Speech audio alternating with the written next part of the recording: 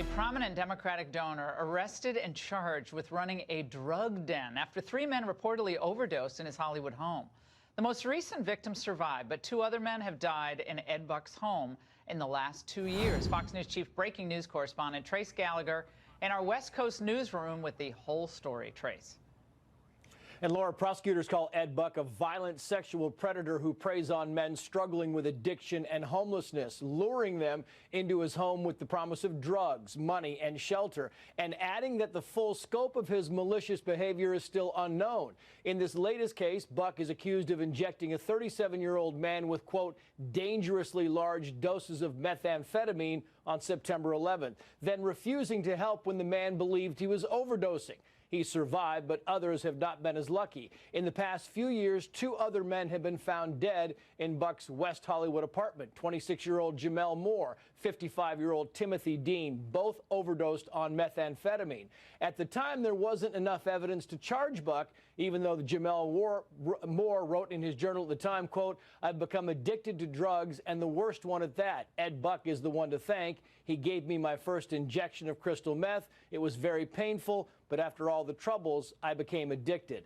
And an attorney for Moore's family says it's about time Buck faces consequences. Watch. It's unfortunate that it's taken a 3rd overdose for the LA Sheriff's Department to finally act. We believe that that 3rd overdose could have been avoided. We believe that the death of Timothy Dean could have also been avoided had they taken the death of Jamel Moore seriously. And remember, Ed Buck is a longtime Democratic donor, contributing hundreds of thousands of dollars to candidates including Hillary Clinton, Barack Obama, and John Kerry. But after news broke of Moore and Dean's deaths at his home, many, like the chairman of the House Intel Committee, Adam Schiff, Congressman Ted Lieu, Senator Kyrsten Sinema, and Los Angeles Mayor Eric Garcetti, either gave the money back or donated it to nonprofit organizations. Laura. Trace, thanks so much. And joining me now is Jasmyne Cannick, spokeswoman for the family of Jamel Moore, who was one of the men who died in Buck's house, and Horace Cooper, co-chair of Project 21. Jasmyne, could this ultimately lead to justice for the Moore family? I mean, there was a drug den. There was apparently a sex den.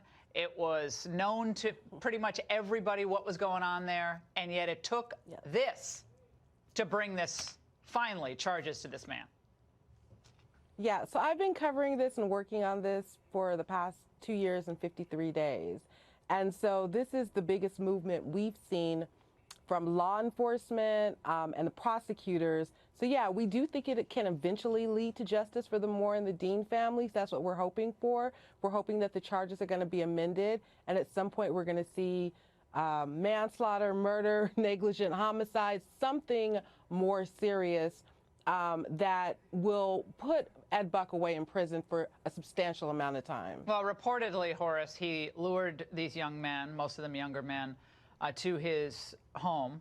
He's extremely affluent. He's a very prominent LGBT activist and activist causes. He would lure them in and then get them addicted, as you saw in that handwritten note by Mr. Moore. This is a tragic case. When you look back on the facts, and Jasmyne alluded to this, this was known to officials for some time. Why would it take so long? Simple case of lack of evidence? It's not a simple case of lack of evidence. What we see is what looks like the Harvey Weinstein model or the Epstein model, where prominent, affluent, influential Democrats in blue cities are literally getting away with murder.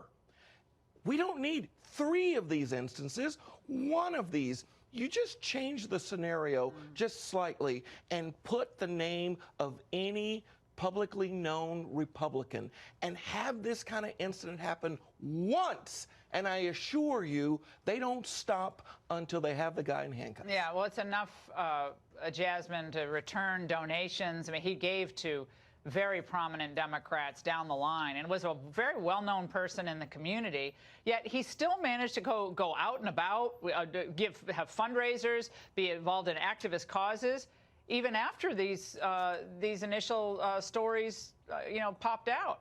So he was still out and about. It wasn't like he retreated into a life of seclusion. You were covering it.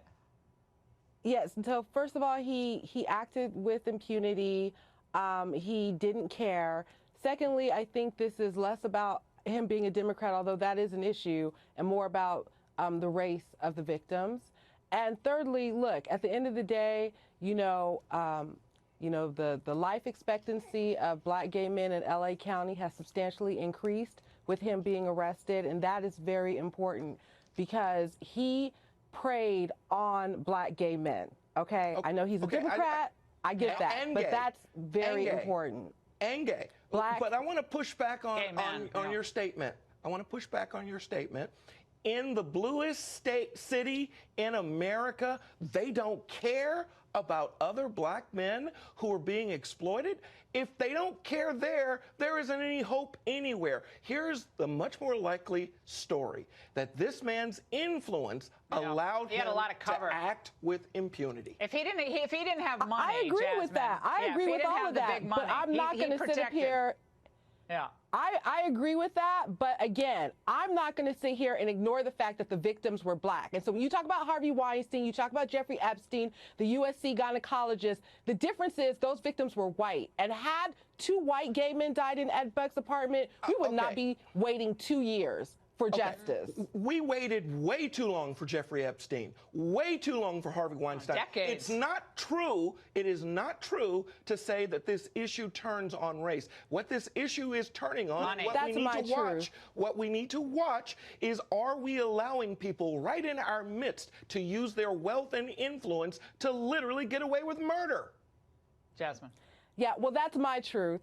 And I do believe that had the victims been another race, I think justice would have been a little bit more swiftly than what we're seeing with these victims. Yeah, Jasmine, do you know how Jamel met Mr. Buck? I don't know how Jamel met Mr. Buck, but what I can tell you is I was the one that first published his journal, and his journal tells his story. I can also tell you that within 24 hours of Ed Buck flying Jamel into Los Angeles from Houston, he was already dead. He paid for Jamel's flight back to LA, lured him over to his apartment. He wasn't even here 24 hours before he was dead. I mean, it is just horrific. Jasmine, thank you for being here and telling the story. I really appreciate it. Horace, thank you so much for being here as well. It's a heartbreak all around.